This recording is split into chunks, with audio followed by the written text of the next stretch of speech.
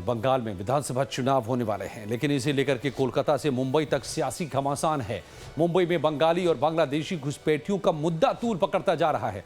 जहां एक और पुणे में बंगाली मजदूर की मौत के बाद ममता बनर्जी ने आरोप लगाया कि बंगाली होने की वजह से हत्या की गई, वहीं दूसरी ओर पहली बार बीएमसी में आई बीजेपी अवैध बांग्लादेशियों को खदेड़ने की बात कर रही है।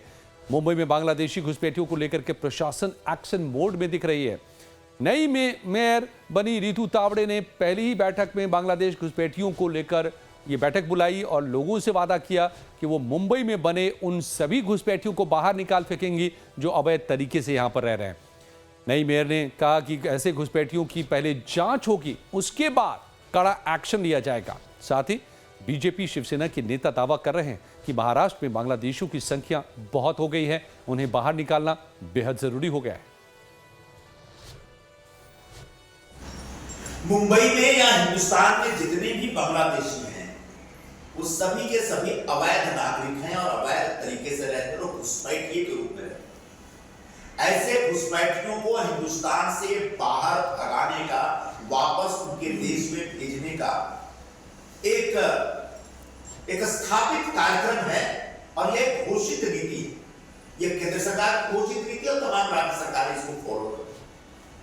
हाल फिलहाल देखा गया है कि मुंबई में बड़े पैमाने पर बांग्लादेशी घुसपैठिए जो स्थानीय स्ट्रीट लेवल के, रस्तों के लेवल पे जो धंधे होते हैं, खासकर हॉकर्स का जो धंधा होता है, उसमें घुस गए। देख रहे बांग्लादेशी मुस्लिम फेरी माफिया, उन्होंने पूरे मुंबई के स्टेशन के आसपास के एरिया कब्जा कर लिया है। हमने अब पूरे मुंबई में बांग्लादेशी मुस्लिम फेरी वाला मुक्त मुंबई अभियान शुरू किया है।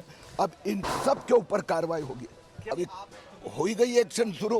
अभी आप देखते रहिए, महीने भर में पूरे मुंबई के सभी रेलवे स्टेशन के आसपास के वातावरण साफ हो जाएगा। तो बीजेपी के दावों के बाद मुंबई के कई इलाकों में, रेलवे स्टेशन के पास के इलाकों में बांग्लादेशी फेरी वालों पर एक्शन भी शुरू हो गया। हमारी टीम भी मुंबई में मालवानी के उस इलाके में पहुंची जहां पर अवैध बांग्लादेशियों की रहने की बात कही जा रही थी। मुंबई में बांग्लादेशी घुसपैठियों को लेकर सरकार काफी एक्शन मोड पे है।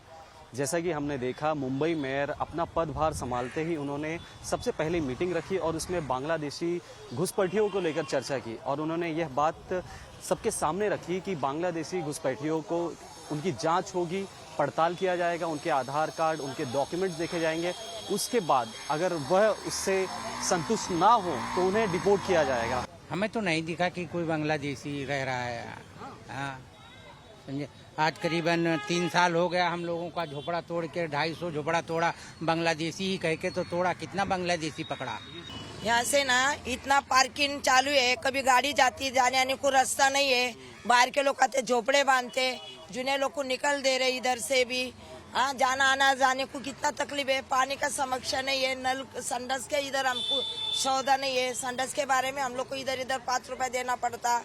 आज 8 दिन होगा पानी नहीं हम लोग को, अम्बुजवाड़ी के लोग को। आपने बोला कि बाहर के लोग आके झोपड़े बनाते। कौन है बाहर के लोग? बाहर के लोग आते हैं, झोपड़े बांधते, दलाल लोग बिकत लेते। बांग्लादेश के लोग आते हैं, झोपड़े बांधते, दलाल लोग से बिकत लेते। अब इस बहस सब के बीच में कौन बंगाली है और कौन बांग्लादेशी, ये भी एक बड़ा सवाल बन गया है, क्योंकि दोनों की जुबान एक जैसी, पहनावा एक जैसा। ऐसे में कौन घुसपैठिया है और कौन अपने देश का, ये भी पहचानना एक चैलेंज रहता है। पश्चिम बंगाल के मुख्यमंत्री का यही आरोप है कि महाराष्ट्र में बंगालियों पर अत्याचार हो रहा है बांग्लादेशी के नाम पर। उन्हें बांग्लादेशी बताकर निकाला जा रहा है।